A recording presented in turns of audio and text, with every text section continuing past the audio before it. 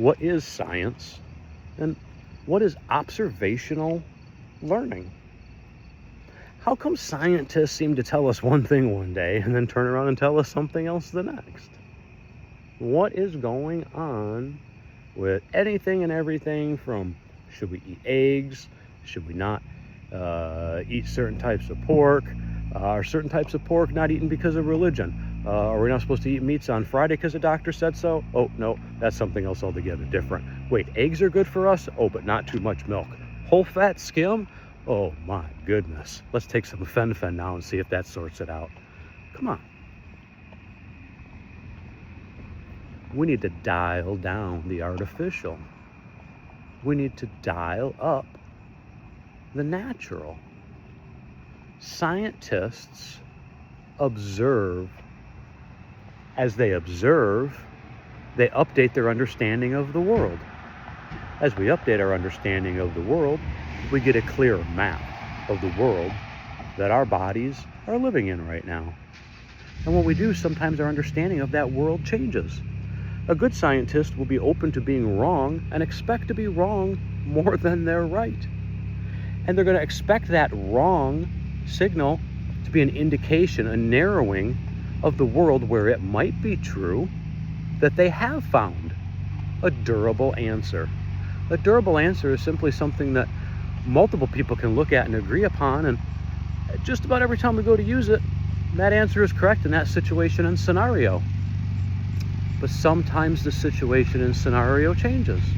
Sometimes that change comes from science learning new information. I believe we're at a significant precipice of science learning about a lot of new information. Some fundamental things that we always thought, for a long time anyway, were hard truths. What are hard truths? Well, there was a hard truth one time for a very long time that stood, and that hard truth was that the sun went around the earth. The people on this rock were so sure. They could look at the sky and see that clearly the sun was going around the earth. They knew they had it all sorted out, lock, stock, and barrel. Then came along new insight, new understanding, new ways to observe. This happens. That's part of doing science. That's part of building tools or coming to be more present in our world. We have new insights, and when we do, we might break through a paradox or two. So at some point, somebody said, my goodness, no, don't be so egotistical and conceited. Turns out the earth is going around the sun and we're rotating. What? A slightly more complex answer gave us fundamentally a clearer understanding. Now, some might say, Michael, keep it simple. Let's just explain it as easy as we can. I agree. I really do. And I promise, I'm phonetic. I'm literal. When we try to summarize information like science into a headline or a tweet, and we don't bring with it the provenance of the prior tests and labs, what worked, what didn't, what was falsifiable, what was never falsifiable. We'll talk about that later. Do we sometimes just believe the quote-unquote professionals, experts, authorities? Where is the evidence that they're seeing that makes them so confident? And if they have this evidence all the time that makes them so confident, why aren't they oh so excited to share it with us? Do you remember show and tell? I sure do. Anytime I was excited that I thought I'd found something that was very true and very honest or important or impactful to me, I wanted to show it and tell about it. And so did my friends. And my colleagues would come to do that later in life. So I worked for companies like Allstate and Microsoft. But then something changed, specifically at both of those companies and even CCH, now Wolters Kluwer before that. Something changes.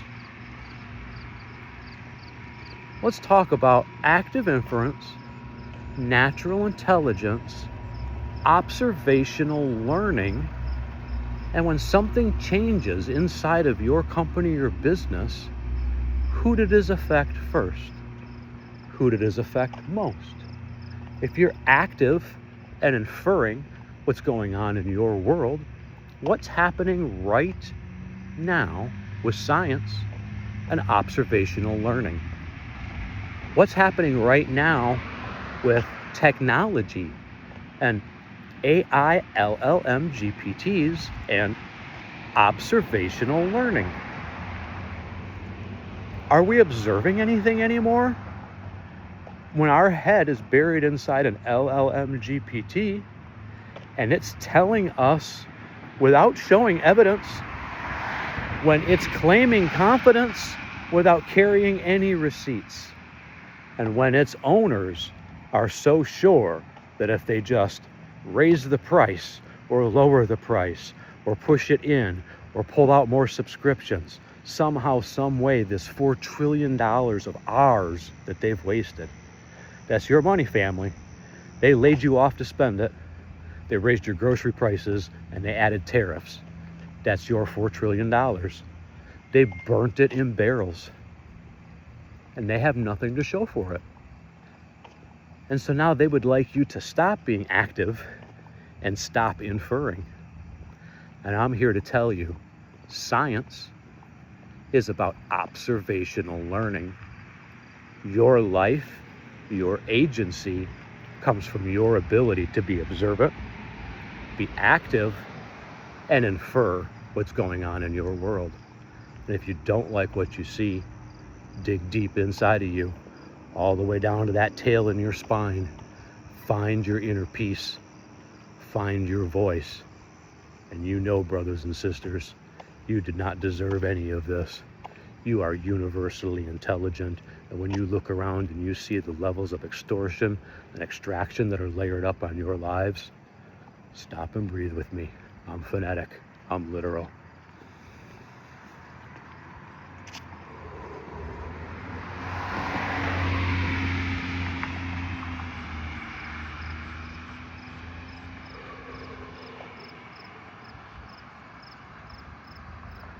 Trusting my dog to lead the way so we don't run into anything while I do my breathing exercise with you. Love to all brothers and sisters. We won't stand to be slaves anymore. We won't stand to be oppressed again and again. We won't let them tell us there's a them and that we're not part of us. We do it together. We do it loud. We do it proud. We stay peaceful. Love.